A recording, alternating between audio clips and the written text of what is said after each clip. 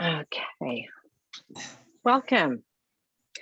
Before we begin, I want to remind all attendees to please sign into the chat provided, sign-in sheet that'll be provided by Stephanie Yu in the chat. And if you have any questions, please direct message her. If you have any questions during the course of the presentation, please direct them to our storyteller, Jerry One, and he will answer them directly. Also, a short survey will be shared in the chat by Kevin Dematula toward the end of the event. So please take a couple of minutes to complete the survey for us.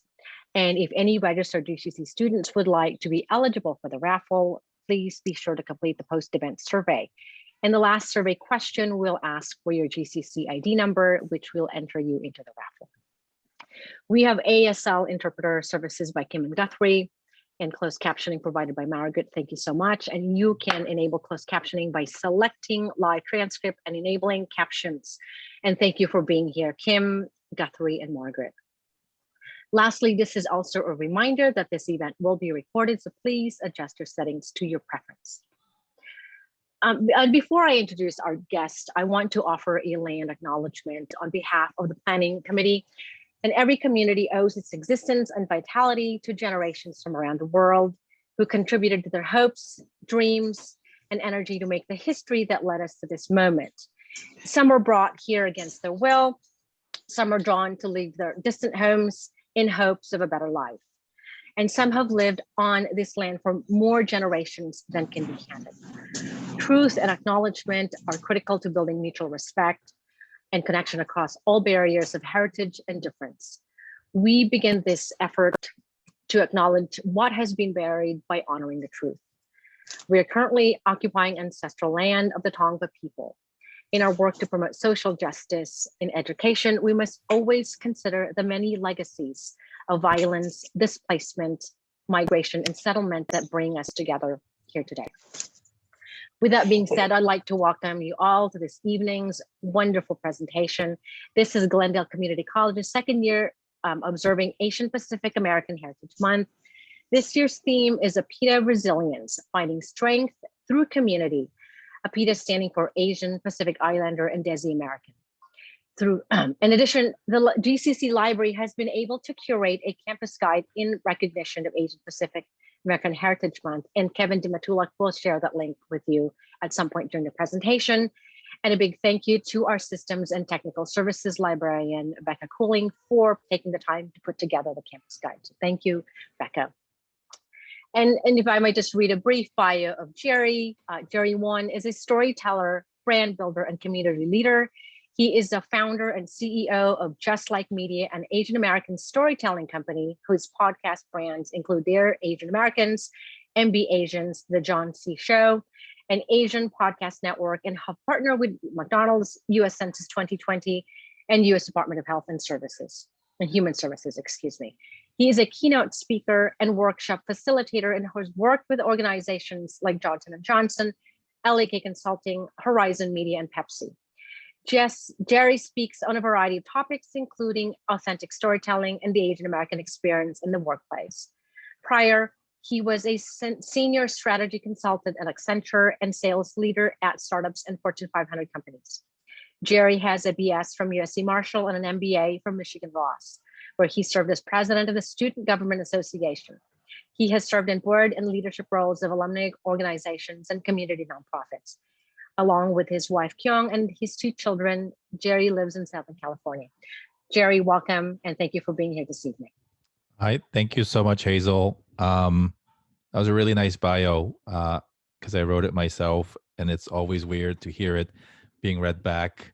I want to thank everybody for joining us tonight as we continue to deal with COVID, even though the CDC wildly said we can now go without masks if you're vaccinated, but I don't know who's vaccinated and who's not, so I will continue to wear my mask. But I thank you for spending Thursday evening with us today. I know even with a lot of things that are going on in the world, you have other options. And so to hear my story and to have this conversation, I am so grateful. Um, and I do want to shout out the team here because the land acknowledgement, the fact that we have captioning and that we have an ASL interpreter are not things that you see often in other places, whether they be other institutions of higher education or corporate entities. And so, to Kevin, Hazel, and the rest of the team who not only put out great content through events like this, just these things that make it more special.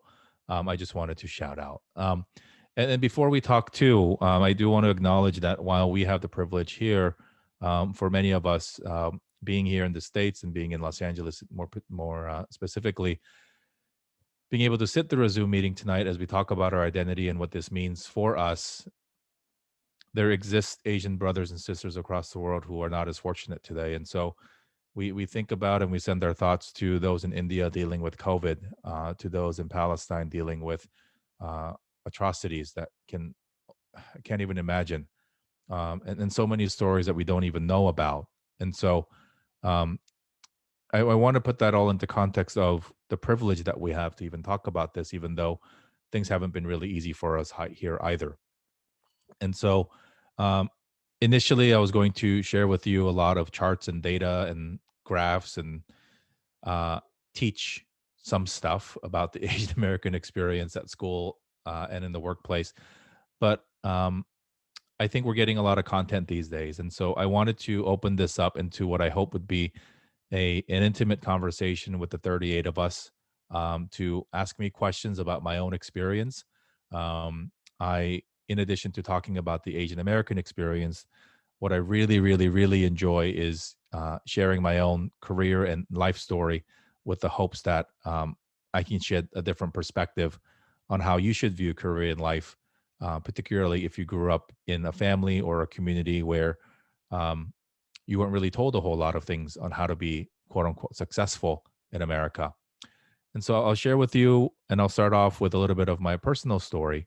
I was born Won Jong-hun in 1983 in Seoul, Korea.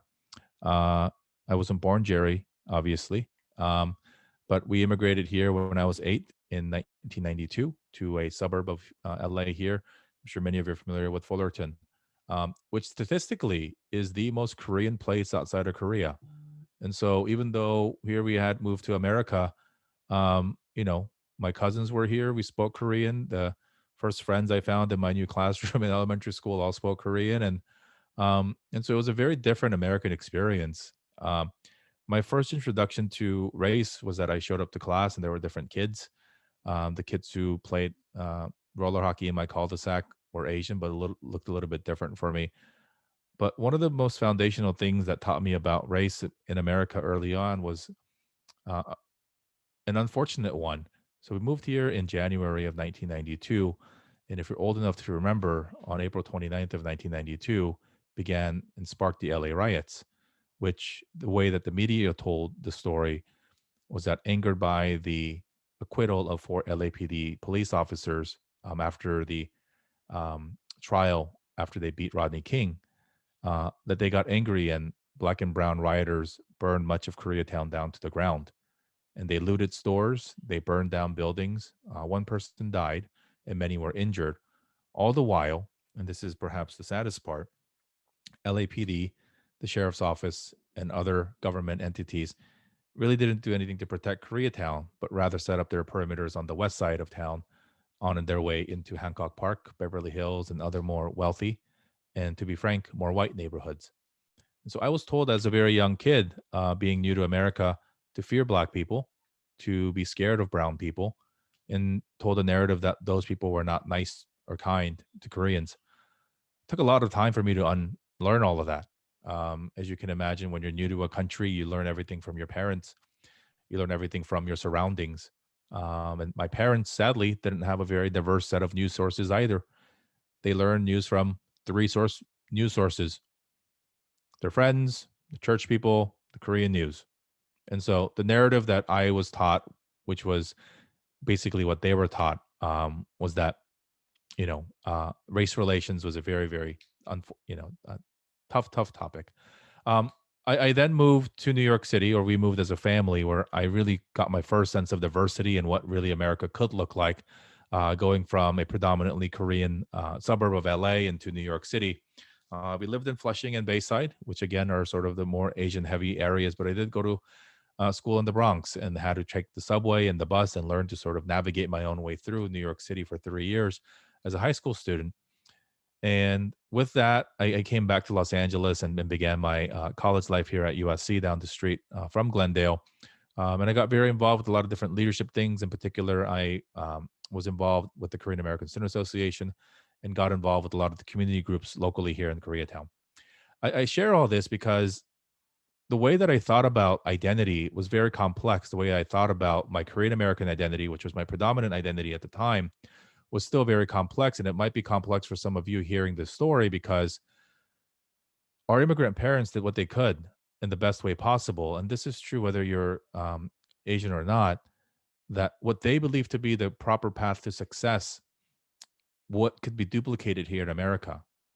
But where they learned that formula did not have the elements of a country based on racism, a country built on slavery, and the systems that weren't really made fair for everybody. And so, as we often do, I heard a lot of stories of study hard, get good grades, go to a good school, make sure everything you're doing is to make sure that you can get into a good college because that's how you're going to set yourself up for success. Never did we really talk about mental health. Never did we really talk about fulfillment, purpose, mission, identity, representation. It was a very simple formula, almost as if they believed that the world in America was truly a meritocratic and capitalistic world where the best people got the best things. And we know that not to be true. And whether you believe to be true because you know fundamentally that that's not true, or maybe it's true, as it was in my case, though I didn't get to the peak or the apex of some of these mountains, but I had enough of a taste of what it felt to be educated, what it felt to have the right jobs that would make other people, quote unquote, jealous, only to realize that I couldn't really survive in those arenas because I never really felt I could be authentically me. And so that's my story. I spent the next 10 years after college having a lot of various jobs in sales and marketing and in a lot of different industries. And sales, as you can imagine, is an industry that is often believed to be so meritocratic with other things that are judged based on only your results and not the context of who you are and where you come from. I then went on to grad school at Michigan to earn my MBA and went into what others, again, would consider a very enviable career in consulting, followed by a brief stint at WeWork. And it was at both of those places where, from the outside, it would really be, wow, Jerry has made it. He's got this degree and got these jobs. Um, his family and everybody should be so proud. But I was discriminated at both of those places based on my race. At one place, I had a senior manager literally pull back his eyes and make the eye slant thing that we all look at in disgust. That person wasn't reprimanded other than to stay at a different hotel for the rest of the trip. Um, and I had another instance where I was targeted for my performance, they said, but only to realize that everybody else was doing just as good or just as bad as I was. And the only thing that I could really justify for my own targeting was that I was a little older, I was married with kids, that I was Asian. And so I had a big fork in the road. It's almost been about 2 years now in the summer, in the late summer of 2019. Um, thank you, Guthrie, to really think about what I wanted to do for the rest of my life. Personally, at the time, we had just become parents of two. And so, um, saddled with two sets of graduate school debts. My wife is also, she went to grad school as well. And with two kids, uh, I did not want to go get another job where I would get paid well, maybe, perhaps, um, but ultimately knowing that I was going to end up at a place that I often found myself in, which is I can't be me here. And so, up until this point in my life, I try to solve that by trying to add new variables or changing out the variables in this formula that we were all told would lead to success. And so, a number of different variables go into this thing, right? So, it's maybe if you get a better job, a better paying job at a better company, more reputable company, maybe even go get another degree, ultimately could result in you being happier at work or being more respected or even having a few more bucks in your pocket. none of it worked for me. And it wasn't until I had to see if the formula was broken or if the formula was right for me in the first place. And so, for the better part of the last 2 years, I ventured on a path to make Asian American storytelling not only mainstream, accepted, but also a profitable business for me. And so, I started with one podcast called Dear Asian Americans on March 2nd of 2020. That date is the day that my daughter turned 1 year old, because everything that I do now is dedicated to her and her kids. Um, we went on thanks to COVID and everybody staying home and having a whole lot of time, we're able to produce a whole lot of episodes, and uh, you know, hard work, dedication, and just kind of having no choice but to go through it. Um, a year later, we had 100 episodes. We had offers to work with brands. This month, we get to work with brands like McDonald's to amplify their APAHM content and other things. And um, all the while, as so much of our community was hurting, there was also a growing need from corporations and schools to hear the Asian American story, perhaps for the first time. And so, my Asian American storytelling business is doing okay now. And I'm really glad that we get to share our stories. And for me, it took really leaving the systems that I was always told would lead to happiness, to success. But I wonder for you, and I wonder for me, how many of you are willing to challenge the status quo? How many of you are willing to challenge what it means to be successful in this country? And it's complicated. It's so complex, because sometimes it means going against everything your parents taught you. Sometimes it means going against what they wish for you or what you know to be true in your heart. And so that's my authentic story.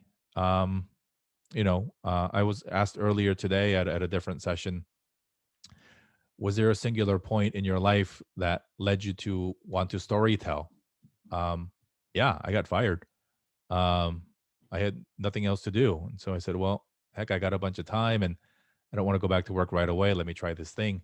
Um, I've been fired more than one time in my life. I think when we story tell our own resumes, even, and I joked about my own bio earlier. You can experience the same thing and tell that story in so many different ways to fit a narrative that you want to fit. And so I can tell you my resume from a point like we was shared earlier by Hazel that sounds super impressive, where I can tell you that, I'm 30, I'm turning 38 this weekend. Like, I haven't had a job consistently for more than 2 years in my life. And so there's a lot of different ways that we talk about our employment. There's a lot of shame about the way that we view employment, our longevity, the types of roles.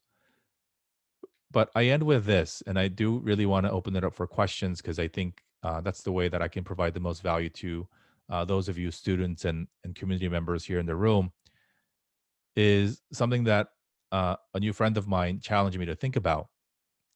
And it's really, really awesome that we did the land grant acknowledgement earlier, is what kind of an ancestor do you want to be? Because we're not here just to drive a nice car and live in a nice place and to go to a baseball game or two. I know survival is important. And so I understand what I say is so baked with privilege, and I completely own that. But what's your 100-year plan? What do you want your great grandkids to think about the impact that you left? Because as immigrants or children of immigrants, grandchildren of immigrants ourselves, we often look to the sacrifices that our grandparents made, that our parents made, and generations of them made before, so that we could exist today. And to have this ridiculous privilege of sitting in front of a computer and hearing a guy talk about privilege and about identity. My grandparents were born in the 1930s to an occupied Japan, or an occupied Korea by Imperial Japan. They were not allowed to have Korean names. They were not allowed to speak the Korean language. And as we know now, it was not a fun time. It was an ugly, ugly time. They survived that. They fought for their own independence.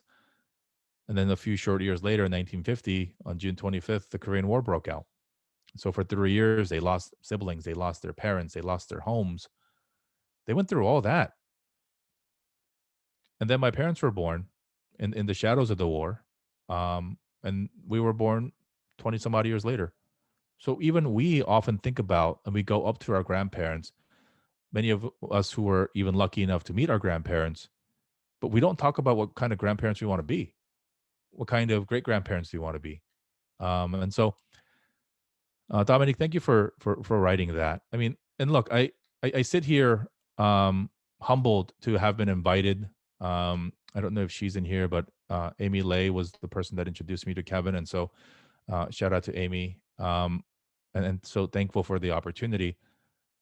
Like I had to unlearn so much stuff in my life, and I don't want to sit here making myself sound like some expert on Asian American history or experience or anything like that. I'm just here to tell you my story. Um, but I do think that sometimes it takes somebody with privilege to temporarily give that up because a lot of my friends are still confused on why I left the quote unquote golden track after MBA to do what? To make a podcast for a living? That makes no sense. I don't even know if my parents really understand how to make money, but I don't ask them for help, and their grandkids seem really happy. And so they don't ask either. Because sometimes parents don't want to ask you questions they don't want to know the answers to. But what I am really proud is that I get to talk about me being me. And in the context of being Asian American in a white American world, we were taught to be white. We were encouraged to be white. When they say go to a good school and go get a good job, what's that? Who was that formula intended for? When you go to a school like USC and they say network with the alumni, learn about football and talk about the traditions and wear your colors and go network, who was that rule meant for? Wasn't meant for me, wasn't meant for you. When we talk about breaking bamboo ceilings, glass ceilings, and moving up the ladder, do we really get to be us or do we have to sacrifice our identity and our authenticity and to swallow our pride and to take a whole lot of jokes and racism and sexism to get up there? Is it worth it? I don't know. The answer is different for everybody else. You may really need the money to support your family here or elsewhere. I can't judge that for you. But you also have to consider, is there a way where you can live in authenticity and make a whole lot of money and to be happy? And so that's my challenge to you all as you are in school, as you are trying to figure out what it means to either start your career or maybe you're at school now to build and take a pivot and to rebuild your career or build on top. What are we going to do in this moment as we're dealing with so much crap in our community? And then where we go from here. And so I'll pause there. As you can tell, I can talk without stopping for a very long time. So we're going to give Kim a break too, and Margaret a break too from typing and signing, and see if you have any questions. If you don't feel comfortable answering questions publicly in the chat room, please drop down the chat box just to my name and I'll get those privately. And I'm happy to address and answer those questions anonymously.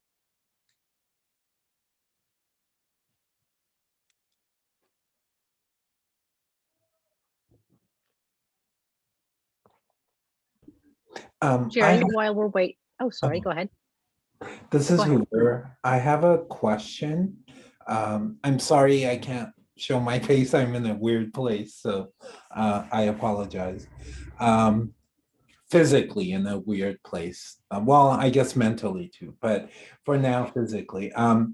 You talked about how you were told to be quote unquote American and to participate in like social life that is quote unquote American.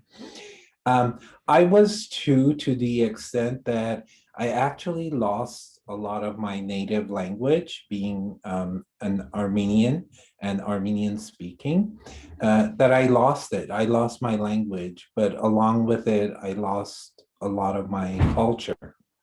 Because I came here as a youth, I was 10 years old.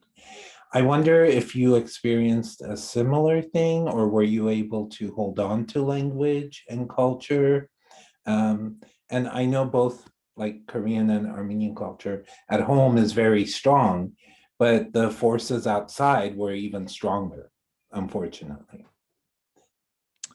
That's a very good question. And it's something that I, again, realize how privileged I was in when I came to America at age 8, having learned Korean formally, at least for a little while.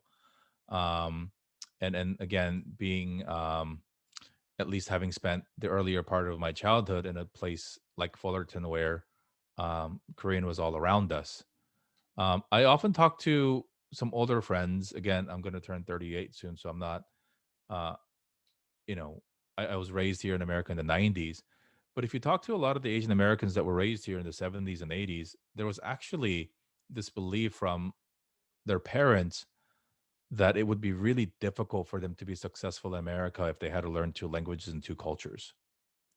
And so, in an effort to teach them or to set themselves up for best success by American standards, they didn't even teach their kids the Korean language. And so, you got a lot of 40 and 50-year-olds that look Korean that don't understand the language.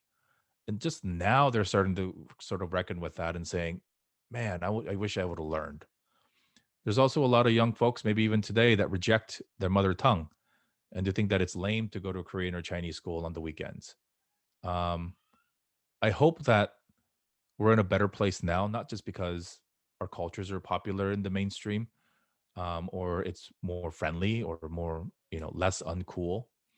Um, but I hope you realize too, Hoover and everybody else, that one, it's never too late, and two, um, you should never feel ashamed because of a language skill or a cultural understanding.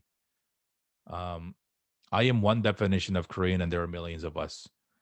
You are one definition of your own unique Armenian self, and who's to take that away from you? Are you less Armenian because you don't speak the language? Some will tell you, but who cares? We in the Asian American community also have a very complicated way in history and a very shameful, and some of it continues today, on how we treat other Koreans, other Asians who don't look like us. So I'm talking about our mixed race friends. I'm talking about our adoptee friends. I'm talking about people who identify as different genders that we may not understand or are born with disabilities.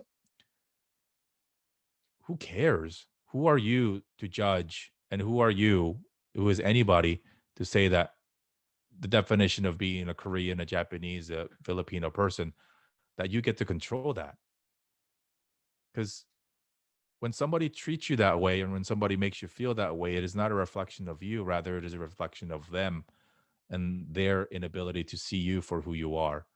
And so celebrate it in whatever way you can. And if it's, I don't know how old you are or how much extra time you have left in the day after studying and doing other things, it's never too late. My Korean's not perfect. I have technically a second grade proficiency level.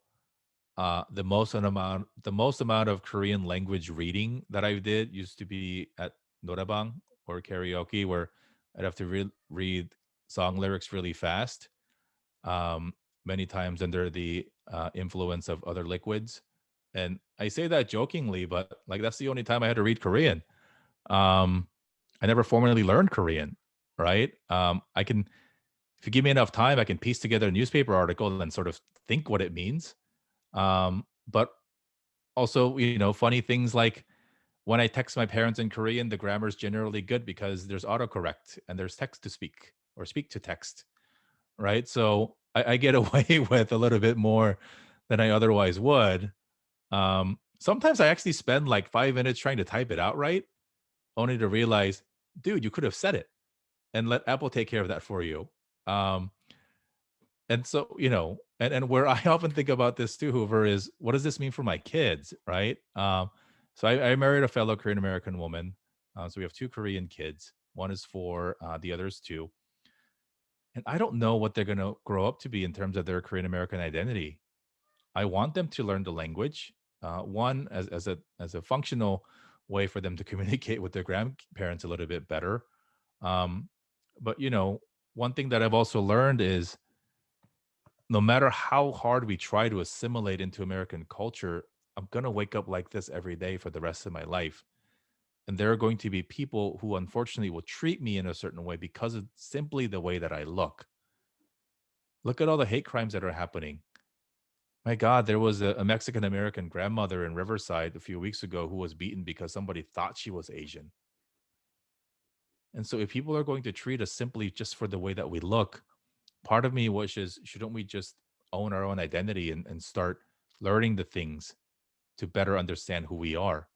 And so um, I hope that answered your question. But it is really, you get to define your own experience. And I know that in both of our cultures, there's a lot of pride, there's a lot of celebration. But at least to my incomplete understanding of the Armenian culture, there's a lot of toxic masculinity and there's a lot of posturing and ego that goes on. And so, redefine for yourself as well what that means for you. Um, I don't know. I some by choice and some not, have lost friends along the way who I don't think I'm going to be friends with or don't want to be friends with in 20 years, even though I may have been friends with them for 20 years to get to this point. And so also think about what that means. Um, you know, Even a couple guys who were my groomsmen at my wedding, I no longer actively am friends with. And so I'm more concerned with who's going to show up to my funeral today than who was at my wedding. And so, anyway, I hope that helped. Thank you. You answered it perfectly. Thank you. This is fun. More questions. Anything goes.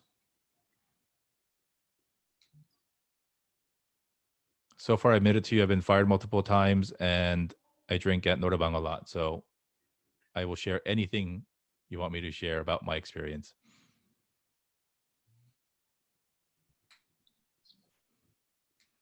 Oh, yeah, let's make that easy. So if you want to use the hand raise function, then we can sort of put you in line. But Paulo, you please, what is your question or comment? Thank you so much for sharing. I feel like I really resonated when you were talking about being in business. Because even after I graduated with my bachelor's, I was in sales. I was running a private company, and you're right. It was just kind of like I loved like the human aspect of business, but I hated like the selling part and the profit part and the money part of it. But were there any instances where you felt, or like specific examples, I guess, of when you were like, okay, like was not a field that is for me, or at least, something I need to do something else on top of this? I don't know. I guess I could. I'll tell a story. I think. Well, maybe sort of just how I think about the framework of what I would encourage folks to think about as they think about what they want to do. And it touches a lot on the points that I've already shared before, which is the past, the present, and the future. And so, what I mean by that is looking at the past and looking at why you're here and whose sacrifices you exist on. Are you doing something that pays honor and tribute to that sacrifice? Is one. Two is, are you maximizing the potential that you have today? Are you doing everything that you can to provide and maximizing your opportunities? I think a lot of us understand those two first things.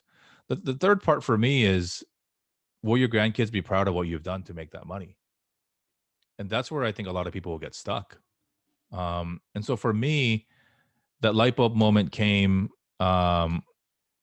So I used to sit, or I'm stepping down soon, but anyway, currently I sit on the board of a charter elementary school in South LA.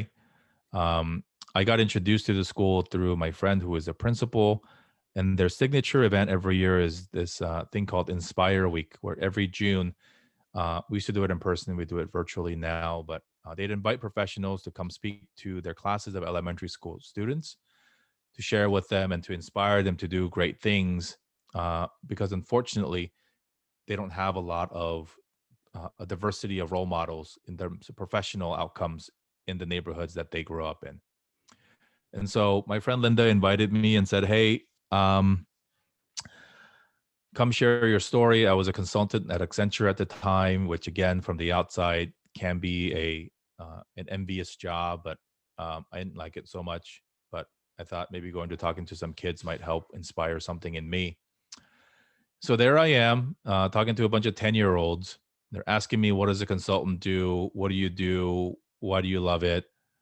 And I had three big epiphanies. I could not tell 10-year-olds what I did for a living in ways that they would understand.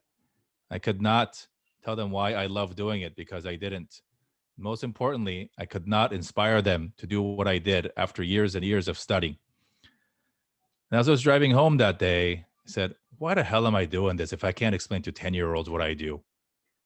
I need to do something so that when my kids become 10 years old, that I can explain it in their world why I do what I do.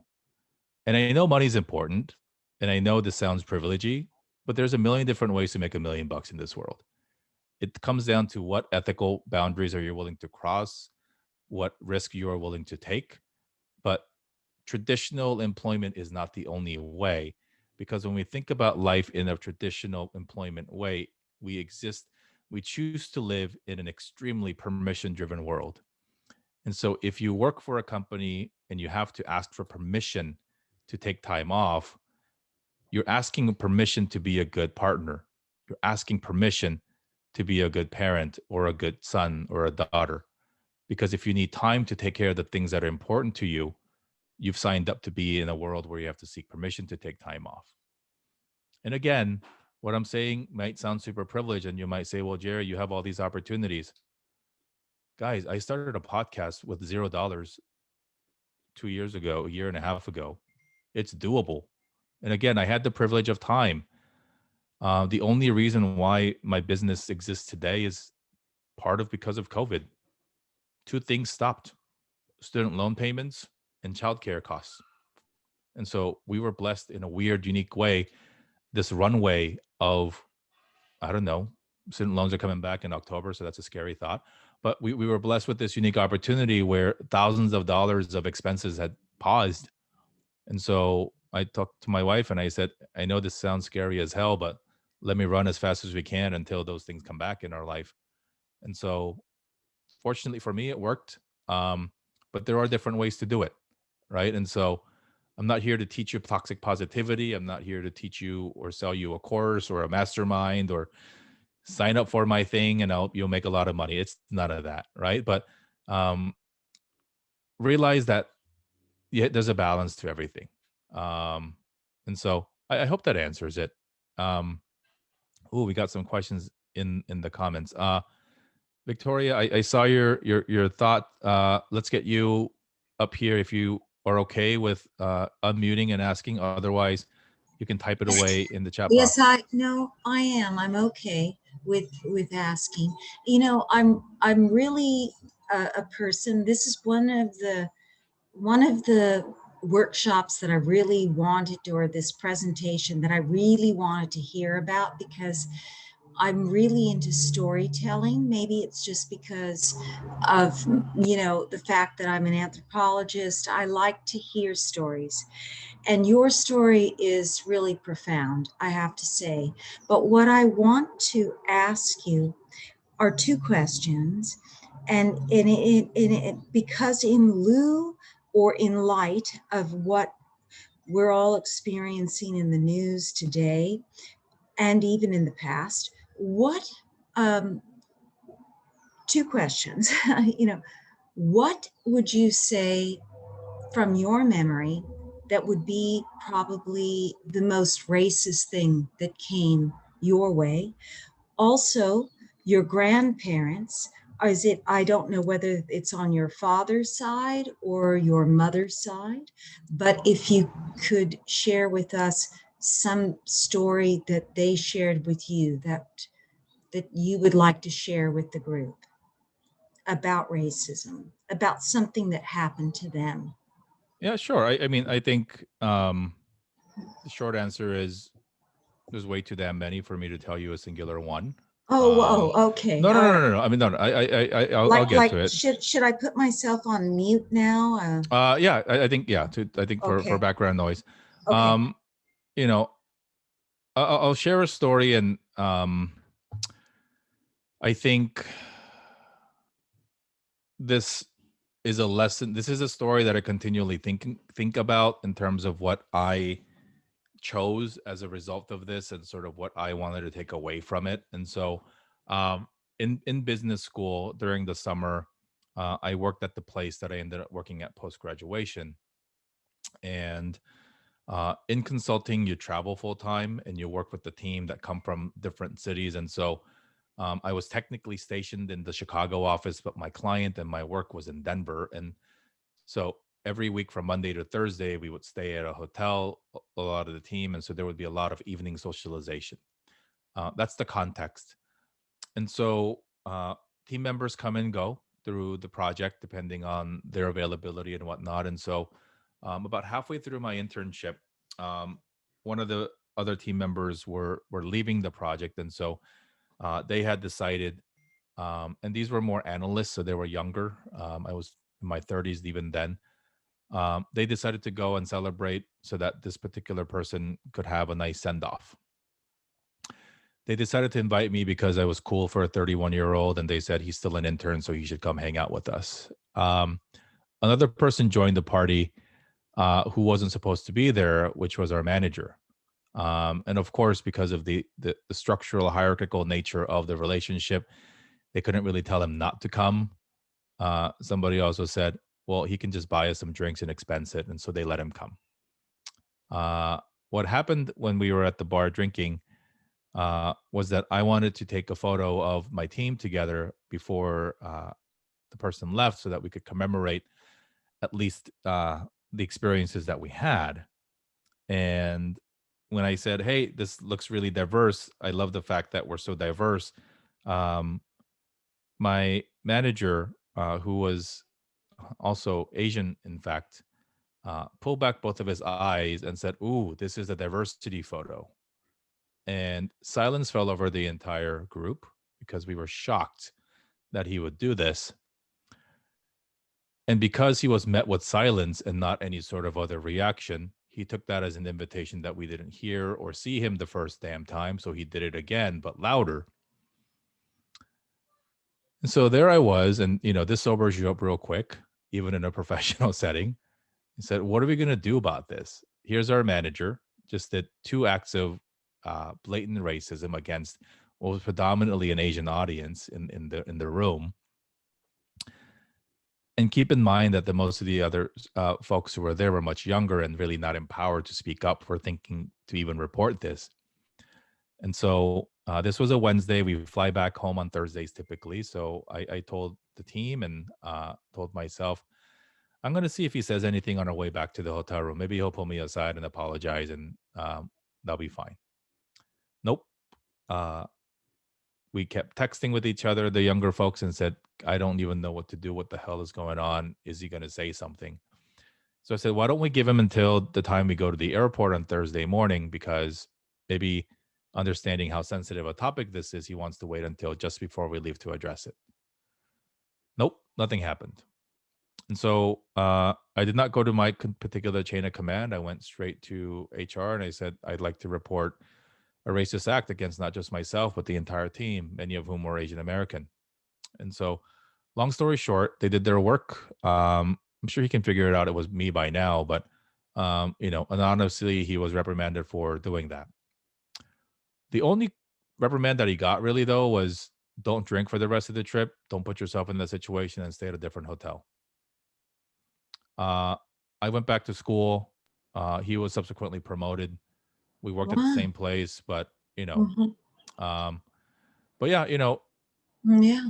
but I chose to go back, right? Yeah, No. Yeah. you did, and I think that you spoke up, and I think that is so admirable of you to have done what you did. It's shocking because you're saying that he was Asian American too, but Yeah, maybe but that from a doesn't mean different culture. anything. It doesn't mean Doesn't- anything, right? It doesn't mean Because no, it no. doesn't mean anything because we can't assume that only non-Asian people do racist things against us. And this is a part of the conversation where we have to keep each other accountable, because not only do we perpetuate racist things and comments against our own people, but we do it far often to other people.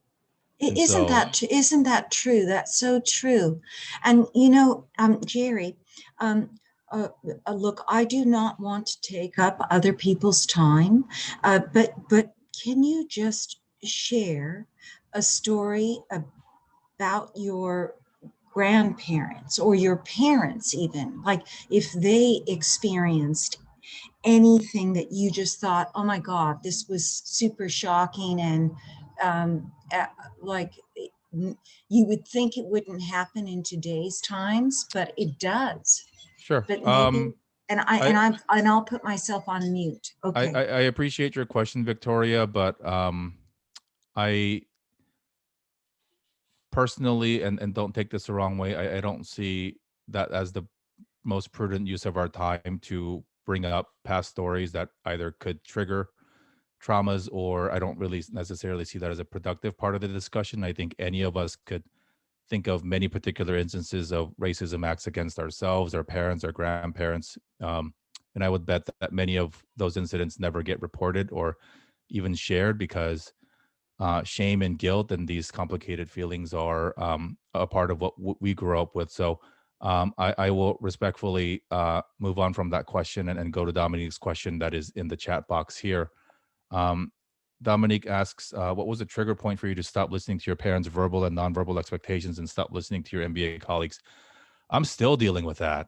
I'm still dealing with that because in hindsight, even me going to business school and pursuing higher education as a potential remedy to fix an incomplete satisfaction, mission, purpose, something of my life was, I will joke that I met my wife in 2013. She was a pharmacist. I had some thoughts on what the heck am I going to do with the rest of my life? And I often joke that in a moment of weakness, my mom said, go to graduate school. And I said, fine. And so that's what ended up happening. But, I think this is just a matter of broadly, it's a topic of expectation and whose expectation are you going to try to fulfill? And it's super complicated because we love our parents and they did so much for us. And for so many of us, it's awful. And so I'll share this. I mean, I don't know if this will make any sense, but so even if it's your parents or your classmates or whoever, even your own spouse, if you try to match their expectation and that expectation will change, you're always going to end up at a zero because at some point it's going to be nearly impossible to get it. And so if you amplify that, and I'm just playing a math game here, if you say, okay, if I try to make the whole world happy, how are you going to get something that has a denominator of 7 billion in any way, shape, or form relevant enough, right? It's effectively a zero. It's effectively a zero game to try to match your happiness or your success on the expectation of somebody else. Now, if you figure out what your rules are and what your guardrails are, and you try to bet on yourself, you're probably not going to get 1 or 100, but I bet you it's going to be better than 0 because you're going to fail, but you're not going to fail down to a 0, right? And because you get to define what success means and you get to even change the rubric or even how we judge that, you're always going to come out ahead, right? Because you're going to outlive your parents, statistically speaking, right? Your kids are going to outlive you. Your partner, your husband, your wife, you love them, but they don't know anything about you because you evolve and you change as a person. You share no genetic code with them, right? And so I think it's really, I think I'll also share it in this way. I think we often say, sometimes crassly, that you find your voice when you stop caring about what other people think, right? We often say this jokingly when we talk about some of our grandparents or, older friends, like they just don't give a crap anymore. And so they're going to wear what they want, say what they want, and just be them. Maybe it's not that they don't care what they think about other people's expectations. Maybe it's that they are so strong in their conviction of what they believe in that they actually don't let anything else bother them. And I think it's one of the goals of life to try to get to that point as fast as you can, because then who cares, right? Society tells us that you should never lose your friendship with 2 guys who sat by your side when you got married, right? That you shouldn't disconnect from kids you went to elementary school with, right? Or to do something that puts your reputation at risk, because why would an MBA from Michigan go on to do these non-traditional things? That's what they always say. But who's the they, and do they really care about your own well-being? You know, this is a funny story, but when I was getting married, my parents, my dad in particular, obviously, as many of our parents do, had a lot of opinions on how I spent my money on my wedding and who I invited and all these things. And so I developed a very simple policy. And I said, "Hey, are you going to pay for my wedding?" And he said, "No." I said, "Okay, cool. Um, if you don't pay, then you don't say." I said, "You don't have the ability to, if you're not contributing to it, then you don't have an opinion. And so if people in your life are not contributing to your success, whether it is financially or through heart or through other emotional beings, who cares what they think? Because they're not investing in you, right?" And so that's the way I would think about it. And again, I'm simplifying it. I'm being crass about it too. It's more nuanced than that, especially when it comes to our parents. But you're going to have to live with yourself for the rest of your life. Nobody else. Some will outlive you. Some will underlive you. Maybe some people will die with you at that exact moment. But by and large, you have to live with yourself in your head. And at some point, who cares? I know that some of in some of our cultures too, there's a lot of reliance on external validations of success, right? And people judge that by where you live, what car you drive, what watch you wear, what handbag you carry. You can't take that stuff with you. We've lived by and large, the last year, just seeing this version of ourselves. You don't know how tall I am. You don't know that I'm wearing basketball shorts, right? Like, and I think I hope that the last year we've also taken into account and done some inventory of not only what matters in our lives, but also who matters in our lives. Because every interaction I feel like has to be a little bit more intentional than running into a friend at the gym or at Starbucks, or always hanging out with the same group of people because that's the way that you've always done it. And so I think intention has a lot to do with what we do. Um, and so, there's a lot. And so, let's see, hang on one second. Cool. Hazel, we'll go to you. Jerry, I just wanted to make a comment and, sort of echoing what you're saying, that I think for a lot of our students, especially those students who come from a background where filial piety is so emphasized, right? Because that's where the expectations come in, that they have to follow that.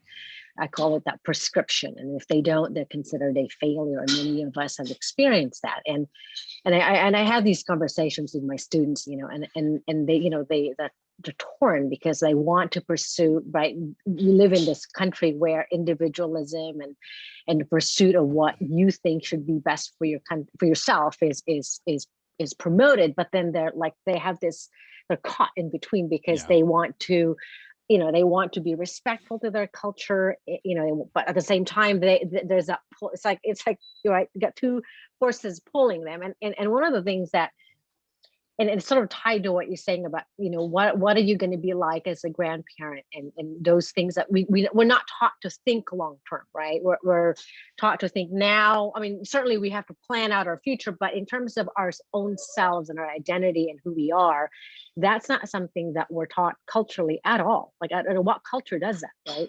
And so one of the questions that I like to raise with my students when I have those conversations, when they feel so pressured, like my parents really want me to do the science path, but I'm an artist or whatever it is. I said, listen, when you're 65, no one gives a what you're going to be, or when you're 70, no one cares, because by then hopefully you'll have owned it. But why do we wait until then to finally say, to let go? But for young folks, no one tells them it's okay, own it. And I always tell them, look, I'm biased because I rebelled, and I suffered for it, and my parents suffered for it, but I had to be true to myself. But it takes courage to do that, right? And to let them know that it's okay to do that. Yes, you are going to suffer the wrath of your family, but you're going to be okay. Everyone's going to be okay. But I think that messaging isn't being promoted. Yeah.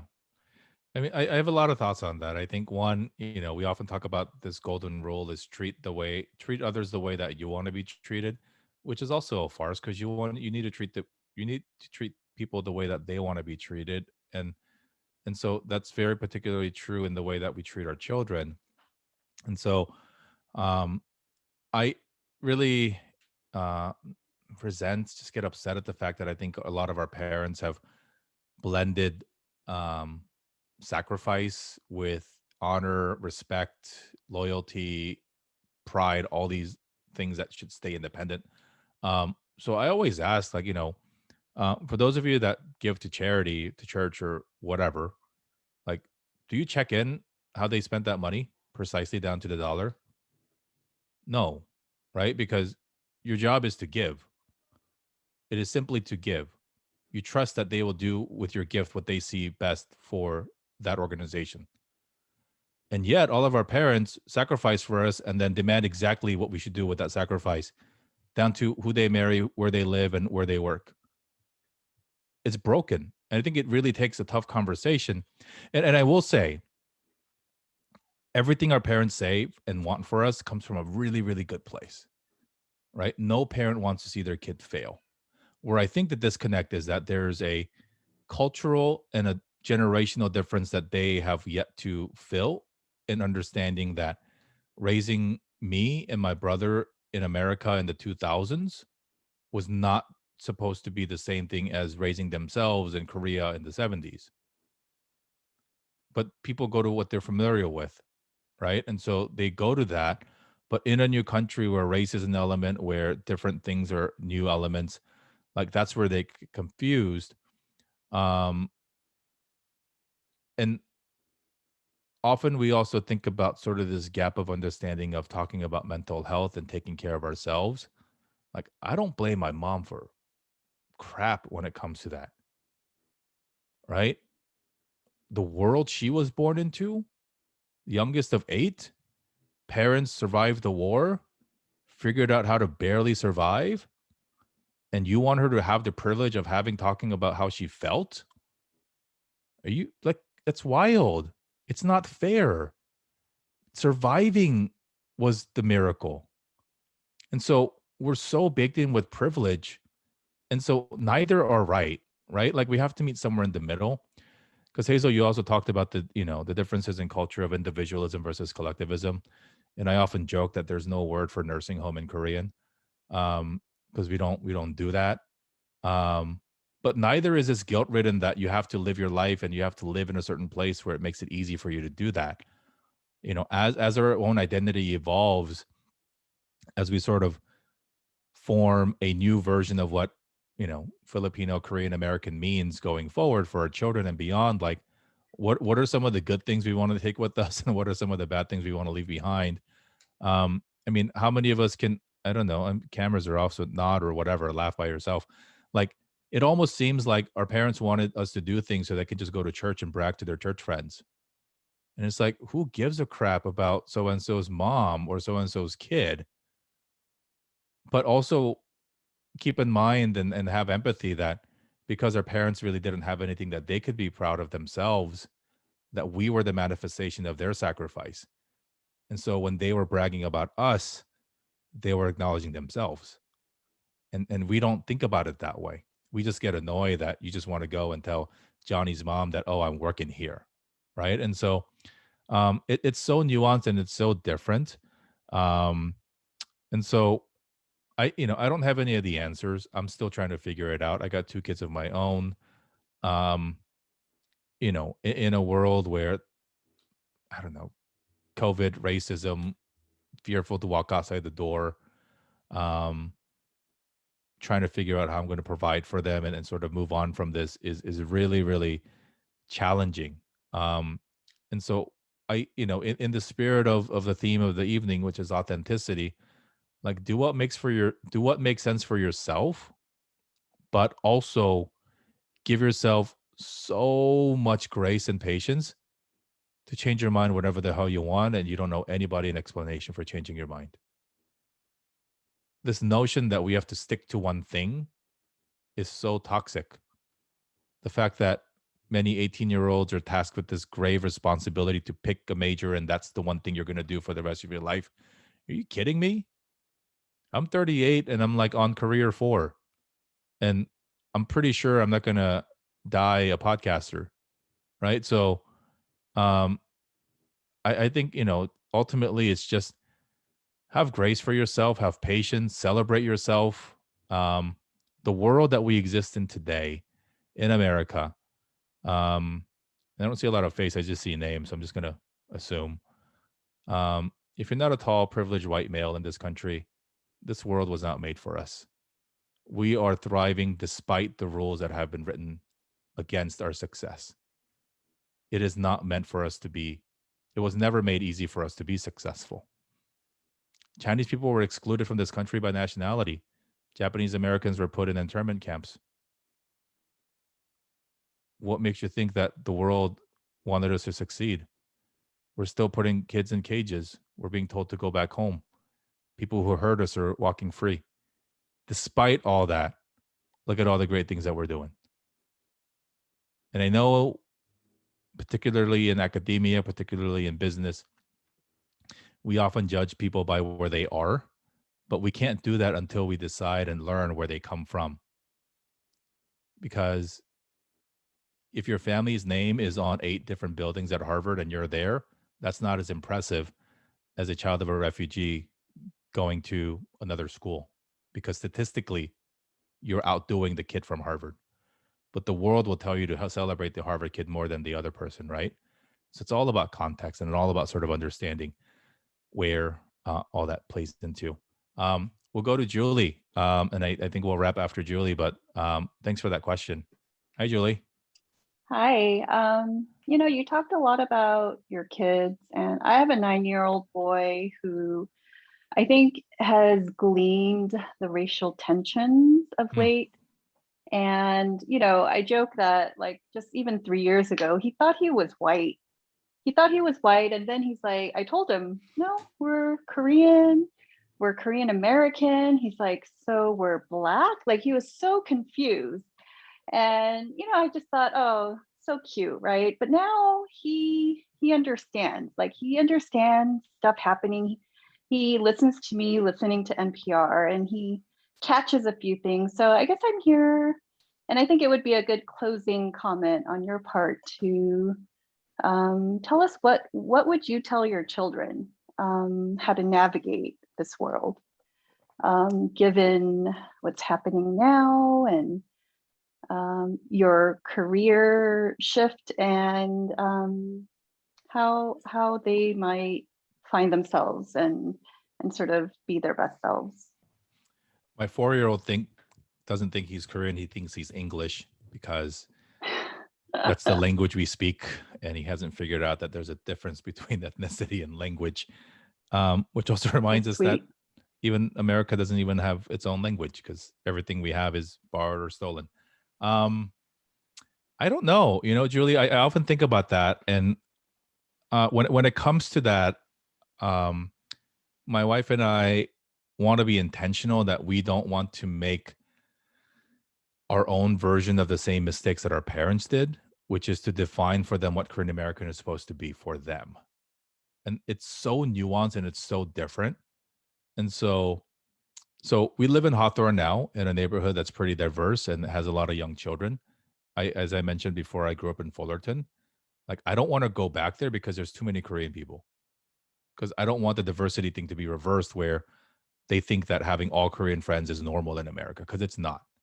And I know too many people who have grown up there, myself excluded, that don't know how to really not function, but just socialize in non-Korean American circles, let's say, right? And so knowing that, I often think about, well, what does it mean for Jacob and Charlotte to be their version of Korean American, where their friends are going to be even more diverse because there's so many children of mixed race relationships and different types of identities that evolve as we evolve ourselves. But I mean, I'll land with this, and I don't think it's the complete answer. As I mentioned before, like, I'm going to wake up like this for the rest of my life. Jacob and Charlotte are going to wake up looking Korean, pretty damn Korean, for the rest of their lives. And if the world is going to treat them in a certain way because they look a certain way, why don't we actually teach them to be proud of what they are and what they represent? And so it's hard to teach young kids, especially because of all the external influences that they get. But I don't know. I think it's actually easier. Uh, it's actually easier right now to instill healthy pride Korean American kids than I think it was for me. It's cool to be Korean, right? Are you kidding me? Like, and I don't, and I am no, I don't know. I might get raked for this. K-pop doesn't represent Korea or Korean American anything. Neither do dramas or neither do foods or anything. However, we are far more a welcome part of the global discussion of what is cool and what is fun than it was for me or for you when we were younger, right? And so, I think we take what we can get. I mean, if it's going to take BTS for my kids to learn Korean, so be it. If it's going to take some YouTuber videos to really help them understand, see, Paulo's Team Blackpink, I can't even win here.